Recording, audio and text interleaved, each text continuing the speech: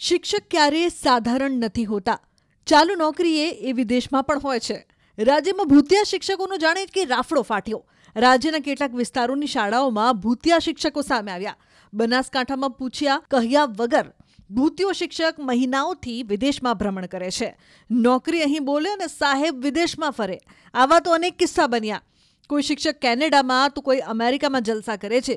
કહેવત છે કે શિક્ષક મારે પણ નહીં અને ભણાવે પણ નહીં. અહીં તો શિક્ષકો હાજર હોય તો ભણાવે ને. રાજ્યના શિક્ષણ રાજ્યમંત્રી પ્રફુલ્લ પાનસેરિયાએ કરેલી કબૂલાત પ્રમાણે અત્યાર સુધીમાં 17 જિલ્લા એટલે કે અડધા ગુજરાતમાં તપાસ કરાઈ છે, જેમાં 63 જેટલા શિક્ષક એવા મળી આવ્યા છે જે વિદેશમાં છે અથવા તો ગેરકાયદે રજા લઈને શાળામાં ગેરહાજર છે. આ જે શાળા છે PM શ્રી કલેડિયા પ્રાથમિક શાળા, તેમાં 200 થી વધારે બાળકો અભ્યાસ મેળવે છે. પરંતુ 1/1/2022 થી જે શિક્ષિકા છે સ્વાતિબેન પંચાલ, તેઓ પ્રવાસે ગયા હતા, ઓસ્ટ્રેલિયા ખાતે ગયા છે. 30 દિવસનો રજા રિપોર્ટ મૂક્યો હતો, પરંતુ આજે 2 વર્ષ થઈ ચૂક્યા છે, પરંતુ હાલ સુધી શિક્ષિકા અહીં આવી નથી. જિલ્લા શિક્ષણ અધિકારીએ નોટિસ તો બજવી છે, પરંતુ હાલ સુધી તેઓ અહીં હાજર થયા નથી. છેલ્લા 2 વર્ષથી આ શાળાની અંદર અભ્યાસ કરતા બાળકોને મોટી મુશ્કેલી પડી રહી છે, કારણ કે એક વિષયના જો શિક્ષક જ ના હોય તો કોણ અભ્યાસ કરાવે. આમ તો આજે શાળાની અંદર આવતા શિક્ષકો જે છે તે એ વિષયનો કાર્યભાર સંભાળે છે, પરંતુ પ્રોપર જો વિષયનો શિક્ષક ના હોય તો બાળકોને મોટી મુશ્કેલી પડતી હોય છે, શિક્ષકોને પણ મુશ્કેલી પડતી હોય છે. ત્યારે આ પ્રકારે જે કિસ્સા સામે આવી રહ્યા છે, અનેક કિસ્સા છોટાઉદેપુર જિલ્લામાં છે અને આ વિસ્તારના બાળકો ભણવા માંગે છે, પરંતુ અહીંના શિક્ષકો બહાર પ્રવાસ કરવા માંગે છે. એક શિક્ષક બેન છેલ્લા 1/1/2022 થી ઓસ્ટ્રેલિયાના પ્રવાસે ગયેલ છે. ત્યારથી આજ સુધી શાળામાં હાજર થયેલ નથી અને જે અંગેની જાણ જિલ્લામાં અને તાલુકામાં કરેલી હતી અને જે અંગેની નોટિસ પણ જિલ્લામાંથી ઇસ્યુ થઈને જે તે બેન શ્રીને પંચાલ સ્વાતિબેન અનિલકુમારને જાણ કરેલ છે. જિલ્લા પ્રાથમિક શિક્ષણાધિકારી તરફથી નોટિસ આવેલી છે અને એ નોટિસની બજાવણી જે તે બેનશ્રીને પહોંચી ગયેલ છે, પણ એ અંગે આગળ કોઈ કાર્યવાહી થયેલ નથી. અને જે શાળાના મહેકમમાં હાલ ગણાતા હોય તો ભાષા શિક્ષક એક શાળામાં કલેડિયા પ્રાથમિક શાળામાં ઓછા છે, કારણ કે જો શિક્ષક મહેકમમાં ગણાતા હોય તો એની અસર બાળકો ઉપર થાય છે, કારણ કે એક શિક્ષક ઓછા હોય તો એનું ભારણ બીજા શિક્ષક પર વધારે હોય છે. પગલાં લેવા જ જોઈએ એમના પર અને કડકમાં કડક પગલાં લેવા જોઈએ અને ત્યાંથી એ આપીને રિઝાઇન આપે એવી મારી માંગ છે. તમામ માહિતી અમે દરેક જિલ્લામાંથી મંગાવી છે.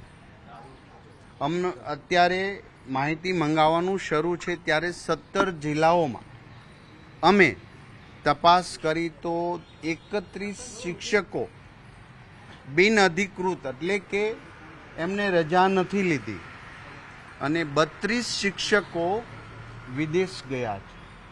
આ તમામે તમામ માહિતી અમારી પાસે આવી છે અને આ તમામ 31 બિનઅધિકૃત અને 32 વિદેશ ગયા, એમાંના એક પણ શિક્ષકને પગાર આપવામાં આવતો નથી.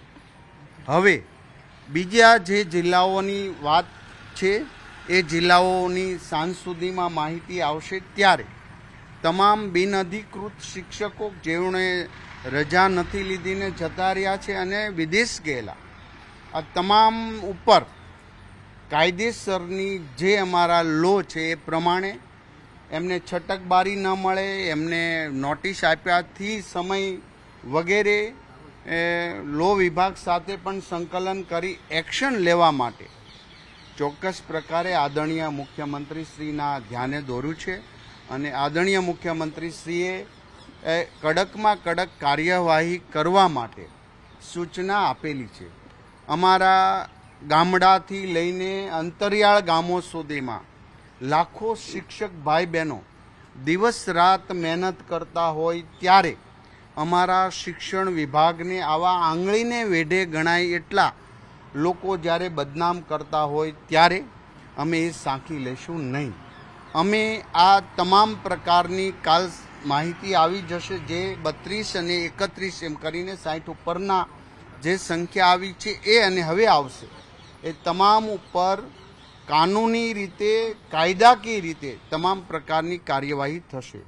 છેલ્લે સ્પષ્ટતા એ કરી દઉં છું કે આ 31 બિનઅધિકૃત કે જેઓએ રજા જ નથી લીધી અને 32 વિદેશ ગયા છે. તમામનો એક પણ શિક્ષકનો પગાર ચૂકવવામાં આવતો નથી અને હજી માહિતી આવશે એમાં જ્યાં કાંઈ પ્રકારે આ રીતનો ગવર્મેન્ટનો ખોટો લાભ લઈ પગાર લીધો હશે તો પણ એના વસૂલાત સુધીના તમામ કાર્યવાહી સરકાર દ્વારા થશે. આ બાબતમાં શિક્ષણ વિભાગ સ્પષ્ટ છે અને કોઈ પણ લાલિયાવાડી ચલાવવા માંગતા નથી. માટે જે તે સમયે જિલ્લા શિક્ષણ અધિકારીને પણ સૂચના આપવામાં આવી છે. હજી પણ આવા એક પણ જિલ્લાની અંદર આ રીતનો કોઈ પણ શિક્ષક બિનઅધિકૃત કે વિદેશ ગયા હોય અને લાંબા સમયની રજા હોય એ તમામ પ્રકારની માહિતી અમે મંગાવી લીધી છે. તો આજે હું એ સ્પષ્ટતા કરું છું કે આ શિક્ષકોને વહેલામાં વહેલી તકે કાનૂની રીતે અમારા લો પ્રમાણે એમને શિક્ષા થશે ને થશે એ સ્પષ્ટ છે. કર્મચારીને આપેલા લોકશાહીના નિયમ પ્રમાણે એમને આપેલા હકનો દુરુપયોગ કરીને આ લોકો કામગીરી કરી રહ્યા છે.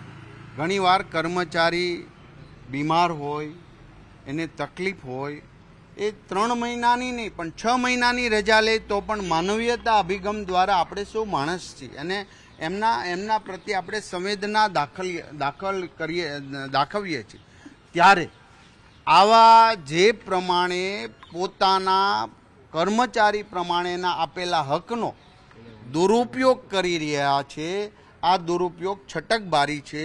આ છટકબારીમાં પણ શું સુધારો કરી શકાય એની પણ મેં આજે અમારા ઉચ્ચ અધિકારી જોડે ચર્ચા કરવામાં આવી છે.